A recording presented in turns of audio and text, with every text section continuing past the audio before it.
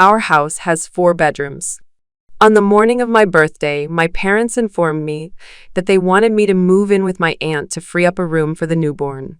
My parents never really cared about me much. They only did the bare minimum. But this news was shocking even for me. I never expected much from them, yet they still found a way to let me down. They were completely serious, so I didn't think for a second that it was a joke or some kind of prank. After explaining that they needed the extra room and that I was apparently old enough to move out, we just sat in silence for a while.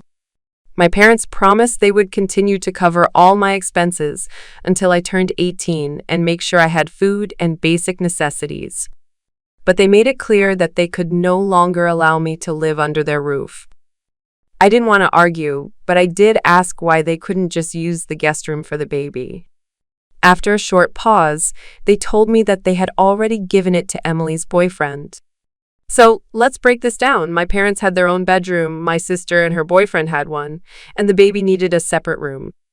Emily wasn't home when they told me this, and I realized they had planned it that way, so she wouldn't have to witness it or feel guilty.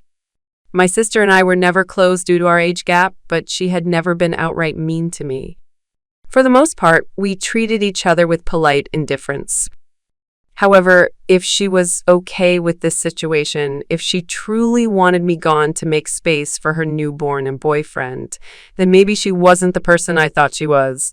I was disappointed, especially on my birthday, but I didn't say a word. I simply agreed to leave. By this point, I had already accepted that my parents were hopeless. There was nothing I could say or do that would make them love me, and I had come to terms with that. After they told me I had to move in with my aunt, I went to my room and started packing. They helped, but I think only because they wanted me out as quickly as possible. Once I was done, they even drove me to my aunt's house.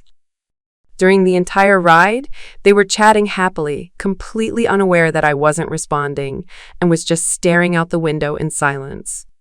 When we arrived, they dropped me off at the door without so much as a hug or a goodbye. My aunt, on the other hand, welcomed me warmly. She genuinely enjoys my company, and honestly, I think she loves me more than my own parents do. We talked, and after a while, I told her how disappointed I was in my parents. She was completely caught off guard. For a moment, everything was quiet. Then suddenly, I heard her yelling on the phone. That was rare. My aunt usually speaks in a very calm voice. But she was furious. I could tell someone had really set her off. When she returned to the room, she was red with anger, still looking incredibly irritated. Turns out, she had just spoken to my father, her brother. And I learned something that made everything even worse. Apparently, my dad had told her that I was the one who suggested moving out for the baby's sake, that I was completely fine with the idea and even happy to live with her. That's why she agreed to take me in. She had always noticed that I wasn't truly happy living with my parents, but my supposed offer seemed strange to her. My dad had convinced her that I wanted to move out. Since my aunt is a single woman in her 40s, with no interest in marriage or children, taking me in wasn't a burden for her. In fact, she saw it as having a roommate. Plus, my dad assured her that he'd cover all my expenses, so she wouldn't have to worry about money. Because she genuinely loved me and thought I had made the choice myself, she agreed. But when she found out the truth, she was livid. She immediately called my dad to let him have it. What they did was absolutely unacceptable, and she made sure to tell him exactly how she felt. After that call, my aunt was still visibly upset. And honestly, so was I. I knew most kids my age didn't go through things like this. I had always known that my parents loved my sister more than me, but this was a whole new level. They had lied to my aunt just to make themselves look better.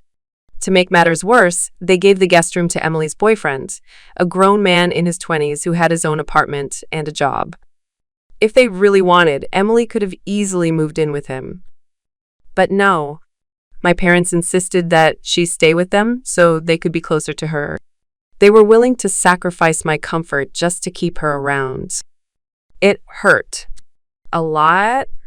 That's when I decided to go online and expose them.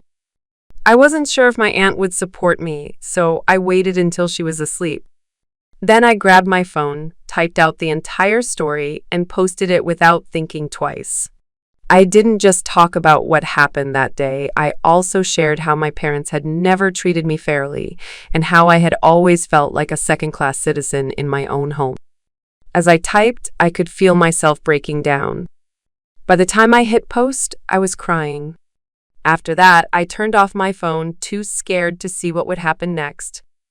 An hour later, I tried to read a book to distract myself, but I couldn't focus. Then my aunt woke up. She walked into the living room where I had been sitting since I arrived and calmly asked, "Did you post something online?" I hesitated for a moment, then nodded and said yes. She didn't say anything else. That was the entire conversation. Later, when I finally checked my phone, I saw that several of my relatives had seen my post. My inbox was flooded with messages from my parents and even my sister. Some relatives commented, offering their support. A few even said they were willing to help me with anything I needed. That made me feel a little better until I read the messages from my parents. They were filled with anger and hatred. Clearly, they were furious with what I had done. They demanded that I delete the post. My dad sent several nasty messages. He even said he regretted ever having me. That hurt, but honestly, it wasn't surprising. My mom's messages were just as bad. The only difference was my sister. She didn't say much, just asked if we could meet in person. I didn't know what to say. I felt completely overwhelmed. So I ignored everyone. For the next few days, I didn't respond to a single message. Eventually, I decided to block my parents. I had no intention of speaking to them ever again. Legally, they were still required to send me money until I turned 18, so I didn't need to be in contact with them. My aunt supported my decision, and if my dad tried to reach out to her, she never mentioned it to me. To me, that meant she was on my side. And that was all the support I needed. A week later, my parents showed up outside my school after class. They looked furious. My friends, who knew all about the situation, stuck by me like a human shield, making sure I didn't have to talk to them if I didn't want to. But my parents kept calling my name, and eventually I had no choice but to confront them. I walked up to them and said, "I don't want anything to do with you anymore." But they didn't care. They demanded that I go home with them immediately. I was confused. Why this sudden change? Why did they want me back when they had made it so clear before that I wasn't a priority? Then they told me the real reason. My grandparents, who are quite wealthy, had found out about everything, and they had threatened to cut my dad out of their inheritance. My dad couldn't afford to lose that inheritance. It was a significant amount of money. My parents weren't poor, but I knew that if I were in their position, I'd also be worried about losing that kind of wealth. The only difference? I would have had enough sense not to pretend they were doing me a favor by taking me back. Because they weren't doing it for me, they were doing it for themselves. So I told them the truth. "I don't care whether you get your inheritance or not," I said. Then I turned around and walked away. Even when they yelled at me to come back, I got on a bus and returned to my aunt's house. When I told her what had happened, she looked just as angry as before. To make sure this wouldn't happen again, she contacted a lawyer to discuss getting legal guardianship over me. Of course, my parents still had legal custody. That had to change if I wanted to stay with my aunt. I also called my grandparents to thank them for trying to hold my parents accountable. Then I told them I wasn't going back, not now, not ever. For the first time in my life, I felt free. Living with my parents had been suffocating. I had always hoped things would get better, but they never did. Family fallout and legal action. My grandparents lived in another city, so we didn't see each other often. At family gatherings, my parents always put on a perfect act. They wanted everyone to believe we were a happy family. But now the truth was out. I told my grandparents everything. They assured me that if I wanted to stay with my aunt, They would do everything in their power to make it happen. They also made it clear if my parents refused to give up custody, my grandparents would personally cover all my expenses instead. That call made me feel safe for the first time in years. But my relief didn't last long. A few hours later, I received a letter from my dad. It wasn't filled with hatred like his messages before. Instead, it was just disappointing. He said there was no reason for me to make this public, that I could have just told my grandparents myself. Now, not only were they furious with him, but the rest of our relatives had also turned against him. He claimed that my post had destroyed their reputation, that even his coworkers had found out because someone had tagged him in it. He said it was hurting his job and that I had caused unnecessary drama. But honestly, that was his problem, not mine. Update 1, answering your questions.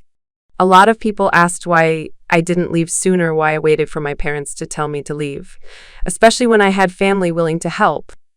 The truth? They were never abusive, at least not in a traditional sense. They didn't hit me. They didn't scream at me. They just ignored me. They didn't want me. And I convinced myself that as long as I wasn't being hurt, I was fine. I still had a roof over my head and food to eat. I told myself that feeling unwanted didn't matter. I didn't even realize how much they were neglecting me because for me, it had always been normal. So why didn't I ask for help? Because I didn't want to be a burden. I was afraid that if I reached out and my family refused to help, my parents would find out. And that would have been even worse. As for my aunt, she never suggested I move in because she didn't want to offend my parents. She also wasn't sure if I'd even want to live with her. So we never talked about it. But now that everything happened naturally, I think it worked out for the best. Yeah, it took longer than it should have, but better late than never. Update 2, my parents give up custody. Just 3 days after my last update, my aunt told me that my parents had agreed to terminate their parental rights. The paperwork was already being processed, and soon she would have full legal custody of me. I had mixed emotions. On one hand, I was relieved. For the first time in my life, I'd finally have a home where I wouldn't feel unwanted. But at the same time, I felt empty. I don't know why. Maybe it's just strange to finally have this happening after so many years of waiting. But either way, it's for the best. It's exactly what I wanted. Update 3, my parents choose money over me. A few weeks later, my aunt finalized all the legal paperwork. She was now officially my guardian. And I found out something that didn't surprise me at all. My parents only agreed to give up custody after I told my grandparents that I would never move back in with them. That's when my grandparents made them an offer. They could either lose their entire inheritance, or they could keep half of it if they gave up their parental rights and promised never to bother me again. And we all know which option they chose.